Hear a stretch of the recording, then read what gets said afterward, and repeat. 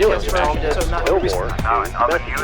It's been a heavy day of military action here in the province. Blink, un podcast de BBVA, con Reyes Pariente. Contar con un marco de resolución es fundamental para la estabilidad financiera. Ayuda a evitar que las crisis e incluso la posible quiebra de un gran banco acabe convirtiéndose en una crisis sistémica. Entre todos los países que hemos analizado, solamente España tiene un marco jurídico para la absorción de pérdidas y la recapitalización interna, lo que llamamos en la jerga el bail-in.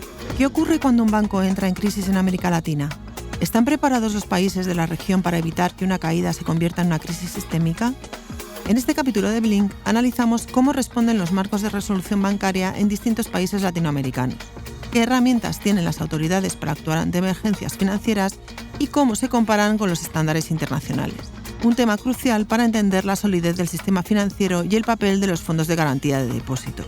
Nos acompañan Matías Cabrera y Victoria Santillana, del equipo de regulación financiera de BBVA, que nos comparten los principales hallazgos de un estudio que pone el foco en las diferencias, avances y retos de cada país. Una conversación clave para quienes quieren entender hasta qué punto está blindada la región frente a futuras turbulencias. Blink. Victoria, Matías, ¿qué tal? Bienvenidos a Blink. Encantada de que nos acompañéis hoy aquí. Muchas gracias por recibirnos. Muchas gracias, Reyes, por la invitación. Hoy vamos a hablar de marcos de gestión de crisis, concretamente en América Latina. Me gustaría que pusiéramos un poquito de contexto para empezar. ¿Cómo y por qué habéis hecho este análisis? ¿Cuál ha sido el objetivo principal? Pues Reyes, mira, en este estudio lo que hemos querido es analizar cómo están hoy los marcos de resolución en los países de Latinoamérica. Básicamente, qué herramientas tienen para reaccionar si surge una crisis bancaria. Para orientarnos, hemos usado los principios del Consejo de Estabilidad Financiera y también lo hemos comparado con el marco de la Unión Europea, porque esa es la referencia, es muy importante a la hora de relacionarnos con las autoridades locales. Matías, ¿y por qué es tan importante todo este marco? ¿Cuál es la relevancia más allá de la regulación que se exige a los propios bancos o reguladores? Tiene mucha importancia. La estabilidad financiera global depende, en gran parte, de lo sólido que sean los marcos de resolución en cada país. Por eso es clave entender en qué se parecen y en qué se diferencian.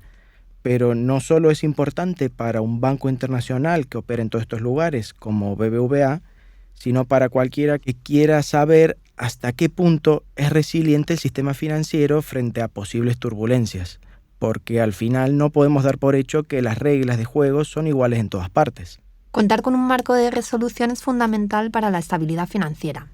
Ayuda a evitar que las crisis e incluso la posible quiebra de un gran banco acabe convirtiéndose en una crisis sistémica. Además de reducir este riesgo al mantener operativas las funciones críticas del banco, también busca algo fundamental, que es evitar que se tenga que recurrir al dinero público para rescatar entidades. Una cosa, y para poder hacer este análisis entiendo que habéis revisado las distintas herramientas de resolución que tienen las autoridades, ¿no es cierto? ¿Nos podéis contar un poquito más acerca de esto, acerca de las conclusiones? Claro que sí, Reyes. Mira, para entender bien la importancia que tiene el trabajo, lo primero que hay que tener en cuenta es que el Consejo de Estabilidad Financiera, que está formado por las autoridades de los países del G20, ha definido cuáles son los elementos que debe tener un marco de resolución para que funcione realmente bien. Un poco con esta guía en mente, lo que hicimos fue revisar qué herramientas tienen las autoridades para intervenir en un banco, cómo se protegen a los depositantes y cómo se comparan unos países con otros. En el caso de las jurisdicciones del G20, nos apoyamos sobre todo en las evaluaciones que hace el propio Consejo de Estabilidad Financiera. Y para los países que no pertenecen a este grupo, hemos analizado directamente su legislación. Además, también hemos analizado el papel que juegan los fondos de garantía de depósitos en estos marcos normativos, que suele ser fundamental en el marco de gestión de crisis. Muy bien, pues sabiendo todo esto vamos a entrar en materia. Una de las primeras cosas que llama la atención en vuestro informe es que todos los países analizados cuentan con herramientas específicas para gestionar una crisis bancaria, más allá de simplemente liquidar un banco, ¿no? ¿Es así? Exacto, Reyes. Esta es una de las conclusiones principales del análisis. Todas las jurisdicciones, en mayor o menor medida, han ido desarrollando alguna de las herramientas que recomienda el Consejo de Estabilidad Financiera. Eso sí, hay un par de matices importantes a destacar. El primero es que, a diferencia de la Unión Europea, no todos los países tienen un régimen de resolución separado del marco regulatorio bancario general. Y en segundo, aunque las herramientas de resolución de estos países se parecen bastante a las europeas, muchos marcos aún necesitan evolucionar para cumplir plenamente con los estándares internacionales. Y lo que nos gustaría es destacar qué herramientas se están utilizando, pues principalmente destacamos la relativa a las transferencias de activos y pasivos y venta de negocio. Esta herramienta es la más común y todos los países cuentan con ella. Básicamente, consiste en transferir o vender la parte viable del negocio del banco en crisis a otra entidad solvente, para asegurar que los servicios esenciales siguen funcionando y así evitar un efecto contagio en el sistema financiero. Pero hay una excepción importante. Entre todos los países que hemos analizado, solamente España tiene un marco jurídico para la absorción de pérdidas y la recapitalización interna, lo que llamamos en la jerga el bail-in.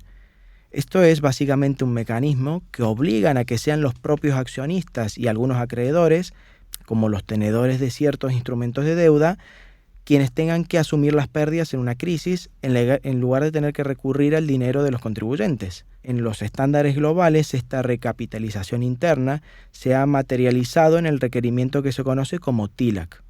El objetivo del TLAC es medir si los bancos tienen capacidad suficiente para absorber pérdidas en caso de quiebras, y para ello se evalúa si tienen instrumentos financieros que sean susceptibles de ser convertidos en capital y que podrían utilizarse para recapitalizar el banco tras la resolución. Victoria, he visto en vuestra nota que México exige a sus bancos este tipo de instrumentos con capacidad de absorber pérdidas. ¿Es así? El caso de México es bastante particular. Aunque no existe un marco legal específico para aplicar una recapitalización interna como tal, el país sí ha adoptado por imponer un requerimiento muy similar al TLAC. En este caso, funciona como un suplemento adicional al capital regulatorio habitual que deben mantener los bancos. Eso sí, en el caso mexicano, este requerimiento solo aplica a los bancos que se consideran sistémicos a nivel local. Y para tener una comparativa con el marco regulatorio europeo, antes hablasteis de esto, ¿nos podéis dar unas pinceladas de cómo es este marco y cuáles son sus elementos clave? Mira, el marco europeo de gestión de crisis nace después de la crisis financiera del 2008 y tiene un objetivo muy claro, que es evitar que se vuelva a recurrir al dinero de los contribuyentes para rescatar a los bancos. En su lugar, se busca que las pérdidas las asuman los propios accionistas y acreedores del banco, gracias a la herramienta de recapitalización interna o bail-in que mencionamos anteriormente. Uh-huh. En Europa, este sistema tiene 3 puntos claves, podríamos decir. El primero es la Directiva de Recuperación y Resolución Bancaria, que es la normativa que establece el marco legal para la resolución de los bancos y obliga a que los bancos tengan que elaborar planes de recuperación para cuando estén en dificultades y que las autoridades tengan que crear planes de resolución para cuando las crisis ya son inevitables. Esta directiva es la que introduce el concepto de recapitalización interna. Luego tenemos un requisito mínimo de fondos propios y pasivos elegibles. Este es el colchón que tienen que mantener los bancos en forma de instrumentos que sean capaces de absorber pérdidas y que sirvan para recapitalizar el banco si entra en resolución.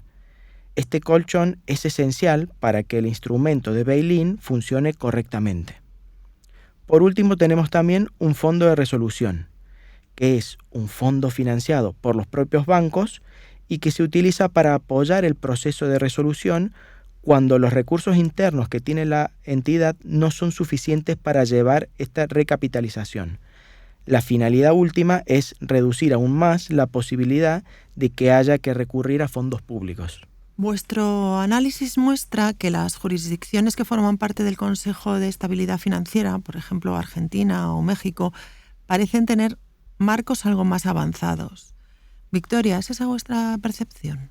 En general, las jurisdicciones que son miembros del Consejo de Estabilidad Financiera suelen estar un paso por delante en el desarrollo de sus marcos de resolución.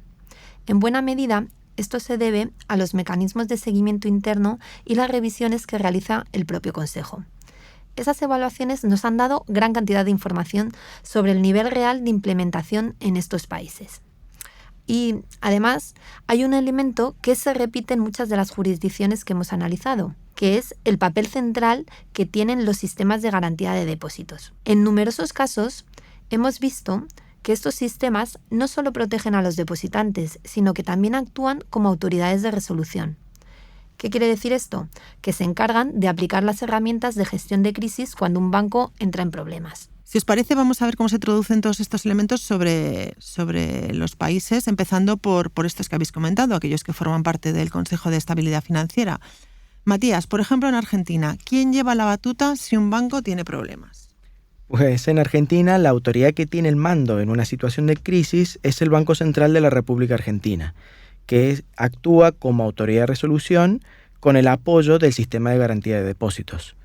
Según la evaluación anual que ha hecho el Consejo de Estabilidad Financiera, Argentina tiene en marcha varias herramientas de resolución, como por ejemplo los poderes para transferir activos y pasivos o para imponer una suspensión temporal de operaciones y pagos. Además, cuentan con la obligación de que los bancos sistémicos tengan que elaborar planes de recuperación y existen planes de resolución también. En el caso de Argentina, aunque no existe un fondo de resolución específico como en el caso europeo, el Fondo de Garantía de Depósitos, que está financiado también por la industria, puede utilizarse para apoyar el proceso de resolución cuando el banco tiene problemas. Vamos a pasar a México, Victoria, que ya nos adelantaste además que tiene una peculiaridad con el requisito TLAC. ¿Quién está al mando allí? ¿Qué herramientas vemos? Mira, pues lo que hemos visto en México es que la gestión de una crisis bancaria recae en el Instituto para la Protección al Ahorro Bancario, conocido como el IPAB. Es la autoridad encargada tanto de la resolución como del seguro de depósitos. Según lo que hemos visto en los informes de seguimiento del Consejo de Estabilidad Financiera, cuenta con herramientas como el requisito de TLAC, la transferencia de activos, la creación de bancos puente y planes de resolución para los bancos sistémicos. Al analizar México, también hemos visto que no existe un fondo de resolución independiente, aunque el mismo fondo de protección al ahorro bancario puede usarse con estas funciones. Al igual que ocurría en Argentina, este fondo está financiado directamente por la industria a través de contribuciones fijas. Y ahora salgamos del club del Consejo de Estabilidad Financiera. ¿Qué pasa en Colombia, en Perú y Uruguay? Bueno, en estos países encontramos sobre todo variaciones bastante interesantes y adaptaciones locales de estos principios claves del Consejo de Estabilidad Financiera. Por ejemplo, en Colombia existe una Comisión Intersectorial de Resolución que le integra tanto el Fondo de Garantía como la Superintendencia Financiera. Es esta comisión la que coordina técnicamente todo lo relacionado con la resolución bancaria. En este caso, el fondo que es financiado por la industria podría utilizarse, por ejemplo, para la compra o la transferencia de activos y pasivos, que es la principal herramienta de resolución que está prevista en el marco colombiano. En Perú, la Superintendencia de Bancas Seguros es la autoridad que tiene la potestad para decidir la transferencia total o parcial de activos y pasivos. Esta autoridad también puede decidir acerca de la disolución y liquidación de la entidad. Por su parte, el Fondo de Seguros de Depósitos, que también se financia con contribuciones privadas de la industria, puede realizar aportes temporales de capital a los bancos que tengan problemas o utilizar sus fondos para facilitar la adquisición de la empresa por otro tipo de banco, por otro tipo de entidad financiera. Uh-huh. Y en el caso de Uruguay, la resolución está en manos de la Corporación de Protección del Ahorro Bancario, el Fondo de Garantía de Depósitos local. Su principal herramienta es la capacidad de segregar activos y pasivos de un banco en quiebra y transferirlos a otras instituciones, ya sea directamente o a través de fideicomisos. Igual que en los otros casos, este fondo se alimenta con contribuciones de la propia industria bancaria. Entonces, por entenderlo bien, si juntamos todas las piezas, el panorama parece bastante diverso, ¿no es así? Digamos que cada país tiene su manera de hacerlo, aunque casi todos comparten herramientas como la transferencia de activos o el papel clave de los fondos de garantía de depósitos. ¿Es así, Matías? Exacto. En general, lo que vemos es que los marcos de resolución están evolucionando. los países intentan seguir los principios internacionales del Consejo de Estabilidad Financiera, pero cada uno los va adaptando a su realidad y a cómo funcionan sus instituciones. Al final, el resultado es un sistema que tiene algunos puntos en común, pero también varias diferencias según el país en cuestión. Pues terminamos ya. Como conclusión, ¿por qué debería importarnos todo esto? ¿Qué relevancia tiene más allá de los propios bancos o reguladores? Pues en realidad esto subraya algo muy importante, que es la estabilidad financiera global, y esta depende mucho de lo sólidos que sean estos marcos en cada país. Y entender sus diferencias es clave. Pero no solo para un banco internacional como BBVA, que opera en muchos de estos mercados, sino para cualquiera que quiera saber hasta qué punto está preparado el sistema financiero para afrontar turbulencias en el futuro. Porque, como hemos comentado antes, no podemos dar por hecho de que las reglas son iguales en todas partes. Pues Victoria Santillana, Matías Cabrera, muchísimas gracias por acompañarnos en Blink y ayudarnos a entender más estos marcos tan complejos. Muchas gracias. A ti, Reyes, por la invitación. Sigue a Blink en las principales plataformas de audio y a BBVA en redes sociales.